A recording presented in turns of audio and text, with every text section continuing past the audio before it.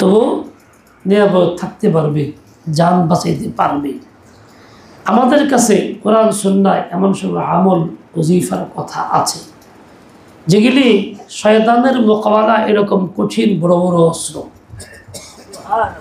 আর আমরা যদি ব্যবহার না করি তাহলে ওই লোকটার দশা হবে যেই লোক বাঘের সামনে অস্ত্র ব্যবহার করলাম, অস্ত্র নিয়ে চলছে, বহন করতেছে, ব্যবহার করে। কাকা ইবনে হাকিম থেকে বর্ণিত মধ্যে আসছে, আউযু বিওয়াজহিল্লাহিল আযীম আল্লাযী লাইসা শাইউন আ'যাম মিনহু, এই যে দোয়াটা তিনি বলেন যে লাউলা কালিমাতুন আকুলুহুন্না, কয়েকটা কালিমা সকাল সন্ধ্যায় বলি, যদি না বলতাম তাহলে লাজাআলাতনিল ইয়াহুদু হিমারান, ইহুদিরা জাদু কইরা আমাদেরকে গাধা বানায় ফেলত। তাহলে এটা কত বড় মারাত্মক কথা। আর এই কালিমাটা পড়ার কারণে ইহুদিরা আমাদের কিছু করতে পারে না। তাহলে কত বড় অস্ত্র, হাতিয়ার আমাদের বাঁচার জন্য। দেখেন ইহুদিরাও জাদুকর বড়, রসুল আকদাসকেও জাদু করছে, এছাড়া আরও বাতিলপন্থীরাও জাদুকর, মুশরিকরাও জাদু করে। এরকমভাবে যারা বাতিল ফিরকার কিছু আছে তারাও জাদু করে, বড় বড় আলেমজন তাদের বিরুদ্ধে বয়ান দেয়, হক বাতিলের কথা বলে, ওদের কাছে খারাপ লাগে, বা জাদু করে, ক্ষতি করে। এই মুহূর্তে যদি আমি এর থেকে বাঁচার ব্যবস্থা না করি, গ্রহণ না করি, এইসব আমালগুলি জীবনে আমি করতে না শুরু করি, দেখা যাবে এক পর্যায়ে ঘায়েল হয়ে যাব। আমরা করতেই থাকবে, শয়তানের কাজটা বন্ধ না, করতেই থাকে, মিশন বন্ধ নেই। আমি তোমারটা বন্ধ রাখি, মনে করি বাইচে গেছি না, তা কিন্তু না। ওর কাজ চলছে, আমারটাও চলবে। 10 বার জাদু করবে, আমি একবারে পরে শেষ করব। এজন্য আমার এই আমলটা করতে হবে, মানে এই জাতীয় আমল যা কিছু আছে সবগুলো আমাকে করতে হবে। এই সবগুলি শয়তানের মোকাবেলা ভারী অস্ত্র। অনেকেই বেখেয়ালি ফজর মাগরিবের পরে দেখা যায় মুহূর্তের মধ্যে ফোন দিয়ে বসে, তার মানে কি ওই লোকটা নিশ্চয়ই আমলগুলি করে নাই। আমার সাথীদের মধ্যে অনেক আছে, মহিবদের মধ্যে, ওকে কী ভাই তুমি কি নামাজও বললা না, আমলও করলা না, কী করলা? হুজুর করছি, তো কেমনে করলাম? আমি এই মাত্র সালাম ফিরিয়া শুরু করলাম, তুই শেষ করে ফেলাইলাম, কেমনে তাড়াতাড়ি হয়ে গেল। আমার এক সাথী এক সফরে ছিল ইন্ডিয়াতে, তো বসে এরকম কী করলেন? কেন তো বললাম, বললেন কই? আমাদের চুপ করে ধ্যান থাকলেন, আর এই মুখ নাড়াইলেন না, খালি হাত এরকম করলেন, মনে মনে পুষে তাড়াতাড়ি হয়ে গেছে। এইটার নাম কিন্তু পড়া না, এটার নাম আমল না। আমি বললাম যে না, এটা তো তৈরি কেন? আপনি পড়েন সুবহানাল্লাহ সুবহান, হয়তো তো অনেক সময় লাগবে। আমাকে সবাই কোন কামের লিগা? সত্যি এই কামের লিগে, আল্লাহ নাম নেওয়ার লিগেই তো। কয়েকদিন দেখলাম, পরে একদিন বলছি, তারপর থেকে হয়তো আল্লাহ তারা একটু পরিবর্তন করে দিয়েছেন না, এরকম বিষয়। আজীব কথা। রসুল আকদাস সাল্লাল্লাহু আলাইহি ওয়াসাল্লাম কখনো এরকম করেন নাই, শব্দগুলি উচ্চারণ করতেন ঠিকভাবে। দেখেন নামাজে দ্রুত পড়া যায় কল্পনা দিয়ে পড়লে, সূরা ফাতিহা খালি চিন্তা করলে শেষ, অন্য সূরা চিন্তা করলে শেষ। কিন্তু এইরকম কল্পনার পড়ার দ্বারা কি নামাজ হবে? হবে না। ওটা উচ্চারণকে জিহ্বা দিয়ে উচ্চারণ করে পড়তে হবে। এর মাপকাঠি সর্বনিম্ন নিজের কানে শুনতেছি আওয়াজটা, হ্যাঁ ঠিক আছে উচ্চারণ। এক বেচারা আসরের নামাজের সময় উজু করছে, তাড়াতাড়ি করে উজু করে সেটা কুলি করে ফেলছে, আর কিছু পানি মুখে দিয়া ইমাম সাহেব রুকু থেকে দৌড় দিছে, পানি ফালাই নাই। এরপরে গিয়ে হ্যাঁ নামাজ 4 রাকাত নামাজ শেষ করছে, সালাম ফিরে জিগা হুজুর আমার নামাজ হয়েছে নি? আচ্ছা হে পড়লো কেমনে? আল্লাহু আকবার তো মুখ দিয়ে কোয়া লাগবো, হাত নাই উঠাইলো, মুখে পানি ভরা, কোয়া যাইব আল্লাহু আকবার। তাহলে এইটা তাকবীর বলতে পারে নাই, যে তাকবীরটা তার ফরজ ছিল, তাকবীর তাহলে বলতে পারে নাই। এখন প্রথম ফরজটাই তো আদায়, নামাজ শুরুই তো হয় নাই, বাকিগুলি কি? ইমাম সাহেবের সাথে ওঠা বসা করলো, না এটা চললো, ক্লাস শুনলো, চললো, কিন্তু নামাজ শুরু হইতেই তো, শুরুই তো হয় নাই। এরকম অনেকেই নামাজের মধ্যে গিয়ে এই কামটা করে, ভাই নামাজ হয় না, একদিন সোজা চায় রয়েছেন তার দিকে, একদম মুখ বন্ধ, কিচ্ছু না, চিন্তা গেল।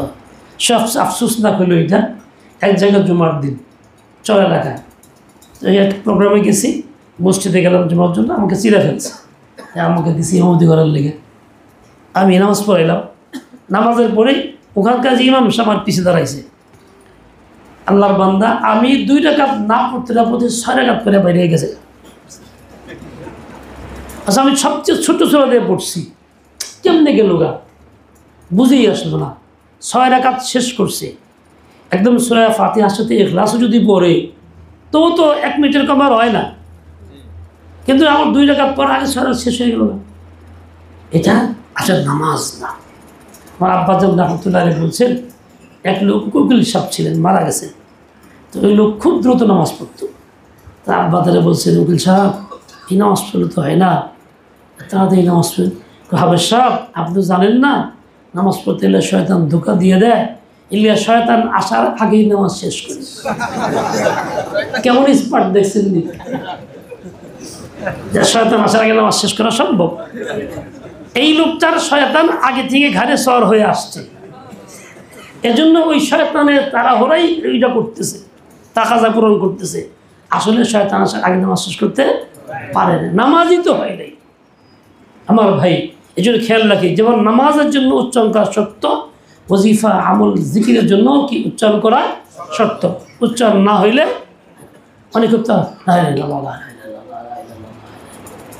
এক লোক মারা গেছে আমাদের এলাকার ছিল, খুব দ্রুত কথা বলতে, ছেলেকে বলতেছে এক অনুষ্ঠানে আমার পাশেই বসা খাইতে বসছি ঈদের সময়, ছেলের নাম 3 বার বলছে, নাম বলছে, আবার খাও খাও খাও বলছে, কিন্তু কিছুই বুঝলাম না। এরকম আল্লাহর বান্দাও তো আছে, নামাজ পড়তে এরকম করে। খবরদার, সুন্নত মোতাবেক নামাজ চাই, শুধু নামাজ না, সকল আমলগুলি সুন্নত মোতাবেক চাই, হোক পরিমাণে অল্প, কিন্তু হবে সুন্দর সুন্নত মোতাবেক। আপনি সূরা ওয়াকিয়া পড়তে পারেন নাই মাগরিবের নামাজের মধ্যে, অসুবিধা নেই, সূরা ইখলাসই পড়েন, সুন্দর করে পড়েন, এবং তার সাথে হলো গুরুত্বের সাথে জামাতের সাথে পড়তে হবে। আর না হলে আপনার পড়া কেমন আছে তা জানা নাই, বেশিরভাগের পড়াও অশুদ্ধ। ফল হবে কি, আপনি জামাতে না পড়লে, একা পড়লে অশুদ্ধই পড়বেন, আপনার নামাজটা হবে না। হেমাদপুর এক জানাজা হয়ে গেছে, তাই মাগরিবের ওয়াক্ত হয়ে গেছে, দাফন করার পরে 2-3 মিনিট বাকি, তো মসজিদে রওনা দিছি, আজান দিয়ে দিছি, আজানও শেষ, মসজিদে পৌঁছার আগেই এক লোক দোকানে নামাজ পড়তেছে, মাগরিবের নামাজ, সূরা ওয়াত্তিন পড়তেছে, খুব তাই না পড়তেছে, ইল্লাল্লাযীনা আমানু ওয়া আমিলুস সালিহাতি ফালাহুম আজরুন আযীম। আসলে ফালাহুম, সে পড়ছে ফালাহুম, ফালাহুম মানে তাদের জন্য বরাদ্দ আছে আল্লাহর পক্ষ থেকে আজরে আজিম, বহুত বড় বিনিময়। আর ফালাহুম মানে তাদের জন্য কিছুই নাই, তারা হিদায়াতের উপরে না, তাদের ঈমান গ্রহণযোগ্য না, তারা বঞ্চিত, পুরা কবেই না। এ টান দেওয়ার কারণে এই লোকটা তো নিজের মনে খুব খুশিতে নামাজ পড়তেছে, খুব ভালো শুদ্ধ করে ধান ধারণা, কিন্তু নামাজ পড়তেছে একাকী, পড়তেছে ভুল, তার নামাজ তো হইতেই আছে না, বরং নামাজ তো না, ইমামও শেষ। কারণ আল্লাহ তাআলা কালামকে বদলায় ফেলছে, তাহরিম করে ফেলছে। এই জন্য ভাই ওরকম না, সুন্নত মোতাবেক পড়ি, জামাতের সাথে বই, জামাতটাও সুন্নত নবীর তরিকা, এই জন্য খেয়াল রাখি। ইমাম গাজালি বলছেন যে এরকম 10টা অস্ত্র আছে কিন্তু ব্যবহার করলে না, বাঘ এসে আক্রমণ করলো, নিরাপদ থাকবে না, শয়তান তোমাকে আক্রমণ করতেছে, তুমিও নিরাপদ থাকবে না। শয়তান থেকে বাঁচার দোয়া আছেন, লা হাওলা ওয়ালা কুওয়াতা ইল্লা বিল্লাহ, এখানে 3 বার পড়া হয়েছে সকাল সন্ধ্যায়। হযরত কারাচি রহমতুল্লাহ একটা আজীব কথা বলতেন কি, মিয়া যে গোনা ছাড়তে পারো না, কঠিন হয়ে গেছে গা, অভ্যস্ত হয়ে গেছো, পারোই না ছাড়তে, তুমি ছাড়ার জন্য চেষ্টা তো করবা, এই আমলটা কইরো। প্রত্যেক নামাজের পরে দুরূদ শরীফ 3 বার পড়া, লা হাওলা ওয়ালা কুওয়াতা ইল্লা বিল্লাহ, 7 বার এই নিয়ত পড়বা যে আল্লাহ আমার অমুক গুনাহ থেকে বাঁচায় দেন। দেখবা আল্লাহ সাহায্য করছেন, ইনশাআল্লাহ সুম্মা ইনশাআল্লাহ তুমি বাঁচতে পারবা। বাঁচাবেন কে? আল্লাহ। আস্তে আস্তে গুনার প্রতি ঘৃণা আসবে, পরিবেশ তৈরি হবে, সাহায্যকারী পয়দা হবে, ধীরে ধীরে হিম্মত পয়দা হয়ে যাবে, তুমি ছাড়তে পারবা। অনেক সময় আসি একটা অভ্যাস দীর্ঘদিন রয়ে গেছে, গুনাহে করে আসছি, খোলাইতে পারতেছি না, ছাড়তে পারতে মনে চায়, ঘৃণাও আসে, একা একা আফসোসও করি, এরপর এরকম হয়ে থাকে। কি ভাই, কি সমস্যা? ঠান্ডা লাগে? ভাই যে জ্বালা ফ্যানটা বন্ধ করে দেন, ঠান্ডা লাগে। অনেকের দুর্বল আছে, যাদের ঠান্ডা লাগে আগের থেকে বড় হয়। আচ্ছা, এটাও সুন্নত তরিকা, দুর্বলের রেয়াত করা। একজনের গরম লাগে, একজনের ঠান্ডা লাগে, দুই রকম মানুষ আছে। যার গরম লাগে তার জন্য কাপড় ফেলে বাসা সহজ, কিন্তু ঠান্ডা ফিরে মুখি দিয়া। এখানে শরীয়তের হুকুম হইল ওই ব্যক্তির রেয়াত করো যে দুর্বল বেশি, তার অনুপাতে চলো, ফ্যান বন্ধ রাখো। তোমার গরম লাগে, একটু গরম বরদাস্ত করা যাবে, না হলে তুমি গেঞ্জি খোলো, কাপড় খোলো, সমস্যা নেই তো। কিন্তু ওই ব্যক্তির যে ক্ষতি হবে, এই জন্য ক্ষতির থেকে বাঁচার চিন্তা আগে হবে। আমরা কিন্তু ভুল করি, নামাজ পড়তেছি, একজন পিছন থেকে আসছি মসজিদে, অনেক ক্ষেত্রে দেখা যায় এটা এটা গরম লাগছে, হ্যাঁ ফ্যান চালাই দেওয়া শুরু করছে। আগে যে বসে আছে লোকটা, সে ফ্যানে তার ক্ষতি হয়, ফ্যান বন্ধ করে রাখছে। তা তো উচিত ছিল যে জিজ্ঞাসা করে, ভাই ফ্যান চাললে আপনার কোনো সমস্যা, অথবা আরেকটা ফ্যান আলাদা এক জায়গায় গিয়ে নামাজটা পড়তাম, তাহলে এই লোকটা কষ্ট হইতো না। এরকম হয়েছে মাঝে মধ্যে একটু মোহাব্বত করে এক জায়গায় নামাজ দাঁড়াইছি বারান্দা, ফ্যান থেকে দূরে এক জায়গায়, যাতে করে আলাদা এনে কেউ না আয়। একবার তাই আরো ফ্যান ছেড়ে দিয়েছে। সে বলছে এত বড় হুজুর নামাজ পড়তেছে, একটু উপকার করি। বলছে আমি ঠান্ডা হ্যাঁ নামাজ সারুন না ধরুন, এই পড়ছি বিপদে, বহুত কষ্টে নামাজ পড়ছি। ভাই এটা জায়েজ নাই, হারাম। তোমার তো চাই নাই, সে তুমি কেন দাও দাও কেন খাওয়া খা, সে দরকার বললে চাই তোমার কাছে বলতো, কিংবা চালাই নিত। তো বোঝা উচিত ছিল ফ্যান যখন চাই নাই বা চালাই নাই তার কোনো অসুবিধা। এই যে ভাই অন্যকে অসুবিধার থেকে বাঁচাও, নিজেও বাঁচো। তুমি তার উপকারের নিয়ত করলা, ফ্যান ছেড়ে দিলা, তার কষ্ট হইল, তুমি তো গুনাহগার হইলা, জালেম হয়ে গেলা। তো মসজিদে আইসাও জালেম হইলা, এ তো কাম্য না। এই জন্য সবসময় দুর্বলের রেয়াত করা চাই। আর মসজিদে গেলে এরকম করা চাই না, ফ্যান চালাই দিই যারা। পরিবেশ দেখো, বুঝো যে কি চলতেছে, সমস্যাটা কি, ফ্যানটা বন্ধ সবার তো কেন, আমি কেন চালাইতেছি। অনেকের অভ্যাস আছে আবার একটু উল্টা, জামা শেষ হয়ে গেল গা, বেরিয়ে গেল গা, ওই বাইন্দা আলাদা এক মুখ খায় চালানো, 4-5-10 জনে ভিন্ন ভিন্ন ফ্যান চালায় দাঁড়াইল। এই লোকগুলি ইসরাফ করলো, কবিরা গুনাহ করলো। কারণ তার তো প্রয়োজন সামনে পড়া হইতেছে, ফ্যান তো ছিল, তুমি এককভাবে একটা চালাও কেন? এক ফ্যানে 10 জন নামাজ পড়তে পারে, সকলেরই প্রয়োজন পুরা হবে, বাতাস সবার গায়ে লাগবে, তুমি আলাদা একটা চালাইছো, তো তুমি এটা অতিরিক্ত ব্যয় করলা। কার পয়সা? মসজিদের ওয়াকফের পয়সা, জনগণের পয়সা, তুমি ক্ষতি করলা।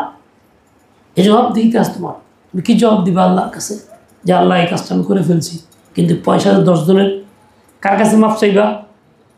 বান্দার হক নষ্ট হয়েছে, মাপ চাইতেও পারবা না। এই জন্য জজবা আবেগে কাজ না, বুঝে শোনা কাজ। এককভাবে এক ফ্যান দিয়ে নামাজ পড়া চাই না। একজনের পড়তেছে, আমি সেখানে শরীর হয়ে যাই, 3 জন 5 জন 10 জন এক ফ্যানে নামাজ পড়তে কোনো অসুবিধা নেই। মোট কথা ইসরাফ না হয়। 3টা গুনাহ, কবিরা গুনাহ, যা আমরা সমাজের শ্রেষ্ঠ ভালো নামাজি লোকেরা করি, সাধারণ লোকেরা করে না, বেনামাজিরা করে না। কবিরা গুনাহ প্রত্যেকটা। তার একটা হলো এই ইসরাফ, যেমন একা ফ্যান চলে ইসরাফ হয়।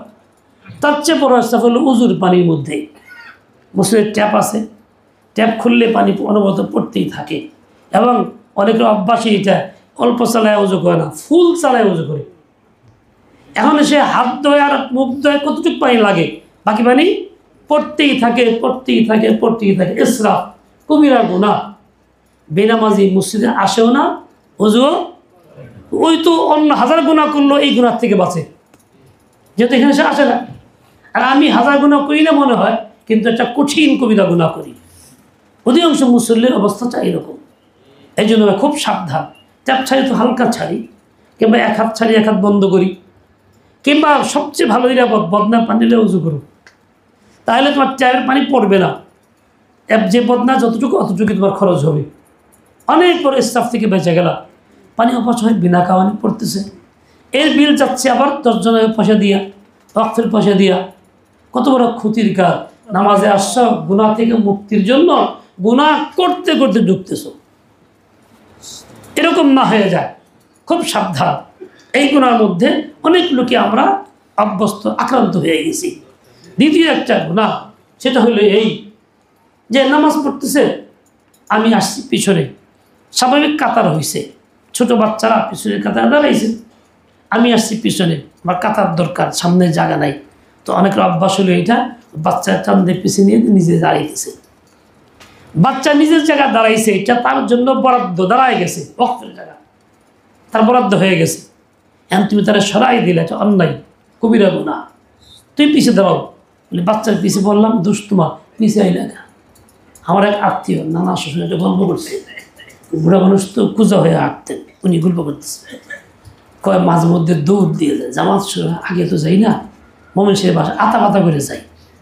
এখন এই যে এই বইলালা খরম, এই যে আঙ্গুল, 2 আঙ্গুল দিয়ে পড়তো খরমগুলি মাঝখানে দিয়ে, ওই কাঠের খরম দিয়ে যায়।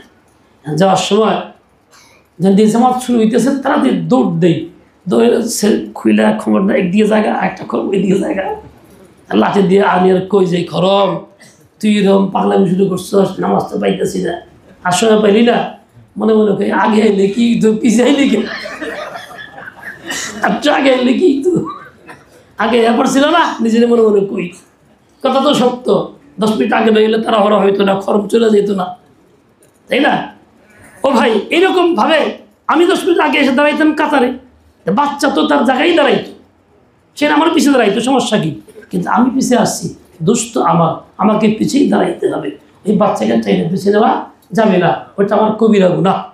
আরেকজন আসলে কাতার বড় হলো, হে আরেকটা টান দিল, এখন 3 কাতার পিছিয়ে লেগে গেছে বাচ্চারে, বাচ্চাকে দূর মসজিদে যাব না, আমার খালি পিছিয়ে খেতে দেয়, এই মুতানাফির হয়ে যাবে।